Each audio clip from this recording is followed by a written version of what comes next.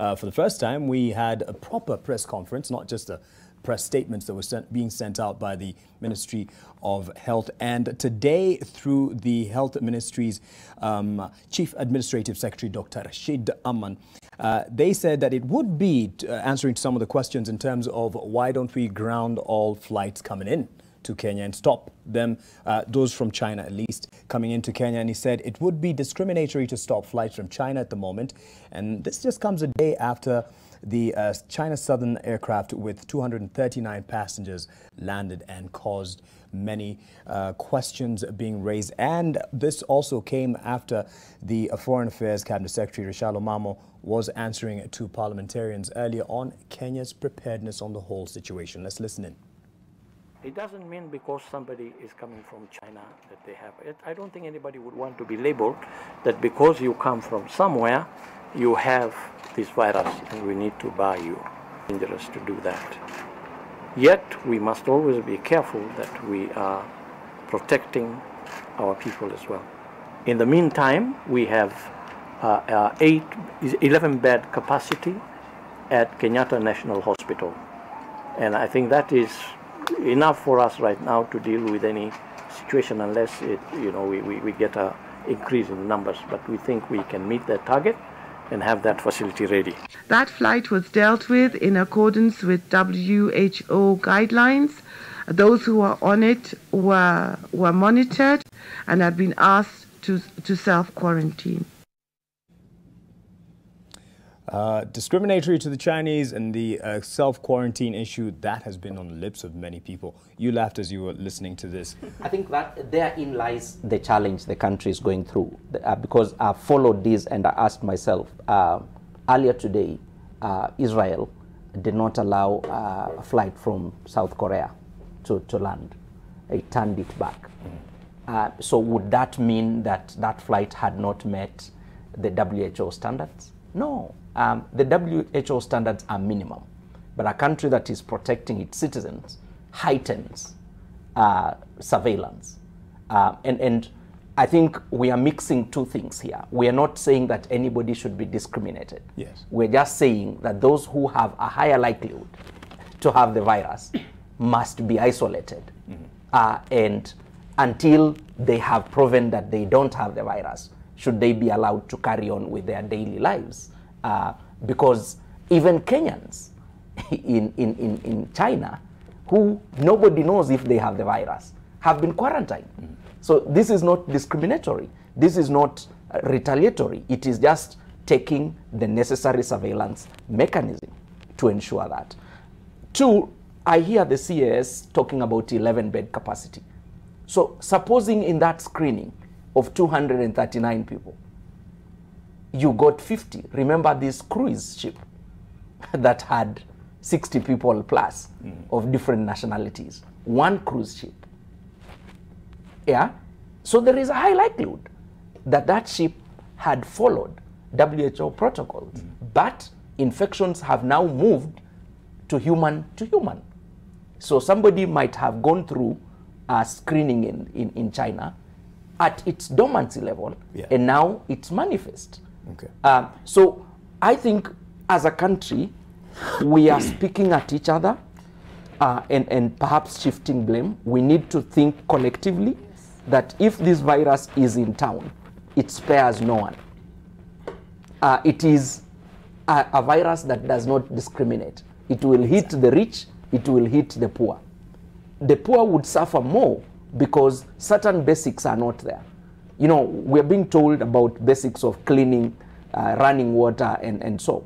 But we know there are places in town where there's no water, you know, where the sewer is running all over this place. So what are we doing to ensure that our situation would not be as grave in the event that there is an infection? So I think Parliament needs to step up more. Media needs to equally step up. I appreciate and seeing what the headlines are going to be tomorrow. Yes. I think this is what we ought to do. But the media too ought to be more prepared. We have our own reporters, our own editors must think through this, because this is not an ordinary virus.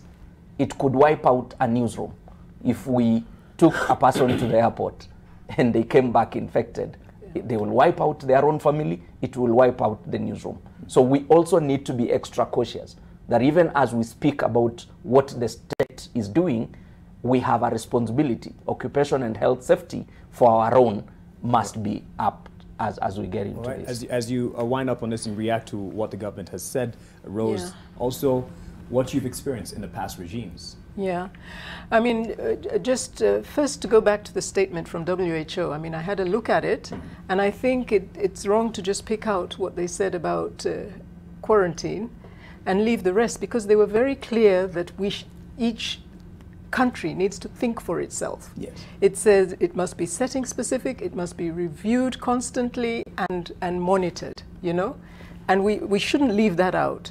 So if you're at high risk, you don't necessarily have to adopt the minimum standards of WHO, you know.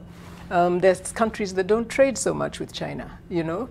They don't have planes coming from there so often, you know. I mean, they can probably go with the minimum. We cannot, you know. I mean, we have very, very ingrained links. And again, I think when I think back over the years, I remember a time when, for example, when we had cholera outbreaks, and messaging was ubiquitous. You couldn't go anywhere without hearing a message about cholera and what you should do about it, you know. You'd have barazas in the village, you'd have at funerals, it would be there, in schools it would be there, you know. We need that kind of approach, multi-platform, multilingual, multi-setting, multi-audience, you know. Yes. You know, making sure that anybody and everybody understands this thing is out there. What are the dangers and what can you do to protect yourself? That, I think, is what is the big missing. I mean, I've focused today a lot on information because it's the only thing we have right now. It is the only thing we have to protect ourselves. All right, your response to this? I think going back to our role, because apart from the newspapers and TVs that we have no less than 200 radios across this country speaking in different languages. It is important by this time we start crafting messages that will talk to people. Like, I mean, the basic hygiene matters, because I think wash your hands and avoid contact and all that, because we are anticipating when we would have a cholera outbreak in one part of the country, the messaging would be across the country, because, you know, buses travel across and all that, and that will happen if we had the virus outbreak in any part of this country. It's impossible to lock down a country of ours, which is largely of hunter-gatherers. People walk across streets and forests and all that. You can't lock down people entirely in this case. So I would think that by now we should be concentrating on messaging and all that. I will expect, I know we're talking about it soon, that I can bet that we're going to see action from tomorrow. And you know why the reason? Because the media today decided we are public watchdog and we're going to question. Yes. That is going to see. But otherwise, if we spoke about certain things that we like talking about, it was going to be any other press conference. So by doing that now, demand public information. There is a lot of investment in public information and all that in different languages. Let's see a similar investment, and the media should ask for that. And here you have it, what you can expect, at least some of the dailies. The coronavirus, only 11 beds are ready. The Star, Daily Nation, virus, why Kenya is dancing with death. And the Standard there, the enemies of the people, with the main officials who are in charge of key ministries. And yes, many questions to them.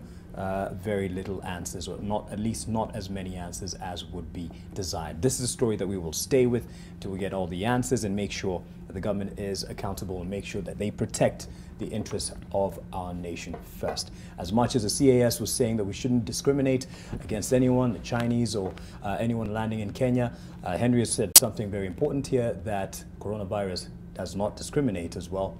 And yes, the implications, ramifications would be very dire. Let's now turn, we've looked at these headlines that we can expect for tomorrow, but something else that's totally different in terms of headlines and the focus it has been in the last 2 weeks. And David is probably, or has been, fuming in the last 2 weeks. He will tell us why. The situation with some of the headlines, and we'll show them. We have the ones for the last week and the previous week and this past week so far to today, and what the focus has been. If we can, please, let's show it. And yes, David, tomorrow there will be a press conference, or at least there's there's a press release today that we see, and seek the truth and report it, cause no harm is the heading here.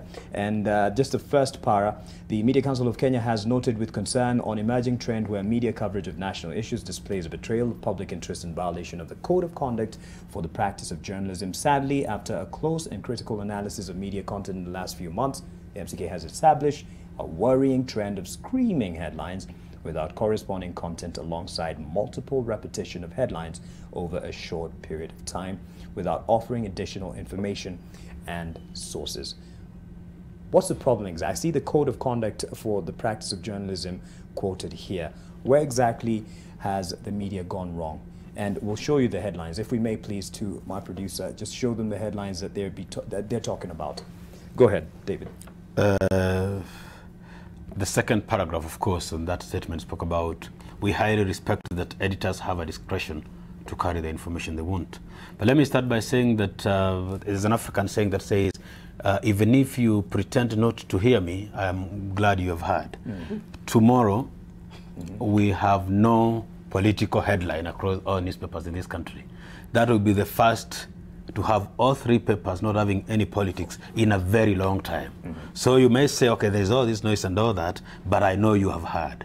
The fact that suddenly we have, because coronavirus didn't happen yesterday, but suddenly we have picked up the whole matter. The whole idea is, it is usually very hard, especially the Daily Nation or other papers, very hard to not just be on the headline, to get space in the paper. And so if you happen to have the same item on the headline continuously, it's principally because we call it a developing story and additional information. If you consistently look at certain headlines of how we have repeated certain topics, I mean, pick 10 days, for example, and see how maybe you have the same topic for 5 days. Would you say that we had 5 different topics coming up, or we had 5 new developments, the same story? The whole idea is that, and if you were to list the priorities of Kenya, we use whichever method you want to use, would you then say that we have one item was very consistent, a problem of Kenyans, 10 times more than the others? The whole idea is exercise discretion, but know that there's a little more that affects Kenyans. Kenyans love politics for sure, and politics sells, and you have to do a lot. But if in a 10-day period, you have 5 days of, say, BBI or the referendum, we are doing BBI and referendum is not a crisis in this country today. And the whole idea is that knowing how hard it is to get onto the headlines, distribute it a bit. And that's why I said, the fact that tomorrow we do not have politics, well, I've seen some little thing on a headline, but at least tomorrow's headlines, all of them are about... Let me be devil's advocate, David. It sounds like there's a call from State House or 1 or 2 people that caused you to come up with this letter, because in terms of code of conduct, if you're talking about it perhaps not having content from the headline. Headlines are there to get your attention, first of all. Yes, definitely. Yes. And so you disagree with the content that is covered in, perhaps in these particular stories, like Ruto headed for public clash with Raila, revolt as Ruto group resolves to go it alone, Ruto palace coup, the big BBI fallout. These, you'd say, are misleading? I am not saying these headlines are misleading. These headlines are factual. I will say now that, for example, Ruto has been in a clash with Raila. That is not, it's an open thing, and the paper has not lied, isn't it? But if we'd say it 10 times in 15 days, then the question arises. You already said Ruto has a clash with Raila, and it's not a secret because they have exchanging words in public, isn't it? Yes. Unless you get the additional facts to the clash, isn't it? Why stick to the headline? That's what we say. It's discretionary and all that. Put everything in the headline, but don't make sure that it is the only thing you keep sticking to and all that. That's the whole idea, that put any headline you want, but be balanced. Have there been complaints? I mean, you're media council, so people have the right to complain to you. Have there been complaints from any of the political players? No, we haven't received a complaint. I think what you saw, what you put on the split screen earlier was our just analysis of the headlines. Like we did every week, we have the Media Observer, we analyze headlines and all that. And wherever we identify patterns, we either release them in the Monday bulletin and all that. And for information, I'll tell you, for example, for us to release that statement has taken more than a week. Going back and forth at some point, then the board asked me, show us some facts, because we said that there is, if you count, say, 10 headlines, and we are not saying compare 3 papers, one paper, 10 days, 4 days, we have talking about a fallout. We think that in 10 days, 6 days, we cannot have had a developing item about the fallout alone. There was something else. So we are not saying don't cover. We're saying Kenyans have a bigger issue. And as I was saying that, for example, we are, particularly, I say that we have had, tomorrow we have no politics on the headline because coronavirus is big and it has been there, say, in the past 3 weeks, we have had it about 3 times, isn't it? How many times have we had politics, for example? It's big. And we are, 2 years away from the next election. How many times have we discussed the presidential 2022 in those days? And basically the whole idea is a headline attracts people and then you open the page and get the content, isn't it? Don't put a headline and we get what we saw yesterday. If you put a headline yesterday and put the words there, for it to be a headline reworked again tomorrow, there is some definitely a development, unless you say what the story we ran yesterday was very important, let us repeat it again today. And you say go 4 days, you say on Sunday, let us repeat what we ran on Tuesday, that there is a fallout. Because is it, using the word repeat, is it really repetition? Yes. I mean, if you put, I will put this plain, if you put the headlines here, the whole idea is, like you've talked about coronavirus, isn't it? And you said, for example, enemies of the people and all that. So we expect tomorrow in the Standard we'll see who are the enemies, what they have done compared to, isn't it? Yes. If you have another headline about coronavirus tomorrow, we say now you will not repeat that these are the enemies of the people. We'll say that after expose or something, and these has happened, this isn't. So because you have the same headline and repeat the content of what you said yesterday, then you are, there's something called stalking emotions, either subtly or overtly, all right? That's the whole idea that. Let me give Rose an opportunity to respond to what she's hearing and what she's seen in the report. Well, I haven't, it sounds like it's a study, and I haven't seen the study itself, just the statement. So I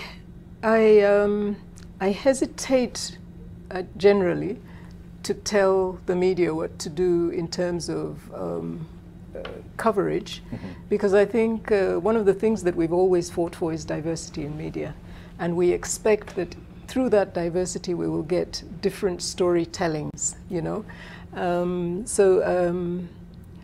But at the same time, I think I have noticed that there's a tendency to populate the dominant pages and the dominant news with specific people, faces, and their stories. It gets a little bit boring. I don't know. That's a personal opinion now. It's not as a reader. As a reader, as a consumer, it gets a bit boring. And I think what was lovely today was to hear from ordinary people dealing with coronavirus and the challenge. So I mean, very often I feel that that's missing. The voices of ordinary people doing ordinary things that contribute to the big picture, whether it's BBI or whether it's whatever. I really miss those voices, you know, the academics and the ordinary people on the street and teachers, and, you know, what are other people thinking? Are they even interested in this, you know?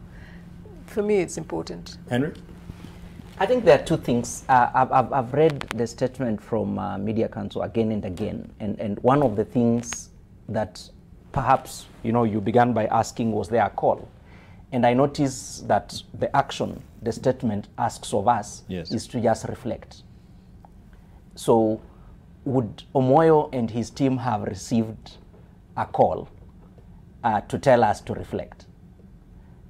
Because I think that sometimes the media tends to hype certain things beyond measure.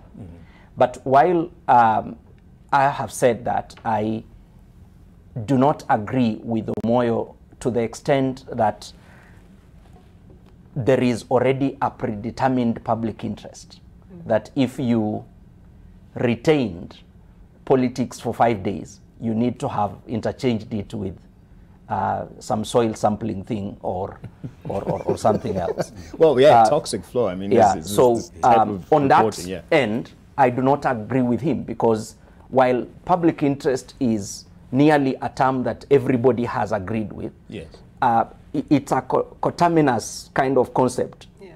At one point, what I see as my public interest is coronavirus, because perhaps I have a sibling or a relative who is in China, while somebody else is worried about locusts. And another person is worried about teachers not being there. Yeah. And therefore, public interest would always remain a very revolving thing. And because the headline can only be on one thing, the main headline can only be on one thing, then you have a challenge that either you're going to force media houses to have this predetermined public interest as opposed to them making a decision on it. But in his explanation, I think he's come up with more information by saying headlines not reflecting what the content we are carrying. Okay. Then that's a big indictment that we need to go back and ask ourselves. Have we had headlines that are not supported by the story? And this was an old thing. When I began journalism, I was told if you wanted to know yellow journalism, it's those ones that had a headline that was not supported by the story itself. And my teachers then would show me which papers to go for when you want to see that disconnect. So if that is what Omoyo is speaking to, then in asking us to reflect, he's asking us to think through and come to our professional self to understand we could have missed the ball. Okay. And that's like a fatherly advice or an elder sibling. Okay. You would not take it like it is a quarrel. He's just said, reflect. And we have less than 5 minutes, and my director is in my ear. Just respond as you conclude on this matter, Bona Omoyo. As you explain what you want to achieve. Macharia Gaido, a contributor to the show, says, I lack the words to describe the MCK warning. Perhaps they will favor us with the specific examples of the mystery, ethical, and professional breaches complained of. They might also reveal who the complainant is. And that is what happens, is that I was having a chat earlier in the day that our statement has spoken about urging our professional colleagues to reflect and all that. And the last statement we issued, including condemning, asking for immediate action, and that we demanded actually, including sending letters and all that. And today asking our professional colleagues to reflect and all that. So what we have is, there is a call to reflect, that because we have seen better. We know the professional qualifications of people in these media houses. We have seen better because we full-time monitor content qualitatively, and we say, guys, we think you need to reflect. People, you now Macharia Gaido is calling it a warning, and we said, seek the truth, report it, cause no harm. I haven't seen a warning there. You see now that immediate defensive nature becomes very tricky. I speak to about. He also seeks to know what ethical breaches were there. Yes, no, yes. Because the problem of ethics is not a law thing. You know, the problem of professional ethics is not a law thing. You're broken. It's not a black and white thing. It's about its self-regulation. That's why the second line in our statement is about we respect the discretion of the editor to decide the content. Yes. But we are asking you to reflect, because that was very critical in the statement. If you read that second line, is the second line. Perhaps everybody is stuck with the accordingly MCK wants yes. at the present. So that has become the focus of the entire. Yes. And the warning was, if you see, the warning was about you breaking the law and all that. That if you do this consistently, people will feel that media is losing its touch. We did not. We urged professional colleagues to reflect and balance. Okay. That was basically the statement. We have not said this will not be allowed, this must be stopped. The statement is perhaps a very rare occasion for self-introspection. What if, as they reflect, the same reflects on the headlines? Which is, I mean, I've seen it in the headlines already. That reflection. Look at the headlines tomorrow. So we will not agree about it, but the headlines tomorrow have already changed. That okay, we think, okay, let's politics aside, we have a big issue. That's the reflection. Basically, what we said, we do not say stop, because we do cease and desist. We do warning letters, and they are written warning. we demand for explanation. So this is not a warning. This is a was call to to reflect reflection. professional, and it's written there. So right. it's about everybody, we learn to listen and reflect and all that. Okay. Yes. All right. Last few words. We're out of time. Well, yeah, I mean, I think it's not a surprise that MCK is under fire. And I mean, I think it's to be expected when you issue a general letter like that. And I think it's perhaps not the best communication as a regular communication. I think it's to be avoided because everybody feels put upon. And, you know, are we talking to all journalists? Are there not journalists who are doing a good job every day and delivering, you know? And yet this thing kind of seems to suggest that all of us are writing, you know, I mean, everybody is carrying headlines that don't match the story and, you know, infringing on the code of conduct. So perhaps it is timely, but perhaps not the right medium. Okay. Perhaps not the right medium to deliver. It punishes everybody. It paints everybody with the same brush. And yes, it may be valid, it holds validity, but there are people who get up every day, do their best, make sure their work is quality, make sure that they've met all ethics, and they're also being fed the same missive. Well, let's hope David Omoyo and the Media Council reflect on that. Henry? Yeah, I think two things. I entirely agree with Rose and the approach. In fact, I think in our earlier discussion with Omoyo, I said if there were very specific examples to point at, then letters ought to have been written to specific media houses or specific editors because they begin to send that reflection to who needs to reflect. Okay, you know, sometimes the bigger we are, the more arrogant we are. So we wouldn't even be reflecting, yet this was meant for us. But on another level, he's just asked us to reflect. So let's not make it look like he's warned us. Where he has that legal capacity, that's not what he has exercised now. And asking us to reflect could be individually, could be collectively as a media house, or could be collectively as a sector. Yes. So he could be preparing us to call for a meeting for better reflection on this. All Let's right. not preempt it by throwing stones at Okay. him. Thank you very much, Henry Maina. Thank you very much to Rose Lucalo and David Omoyo for your time. Let's all reflect on what we have discussed today. And yes, the issue on the coronavirus, COVID-19, will continue being a main agenda-setting aspect for the next few days, as you can expect, actually even months until we get to the bottom of this.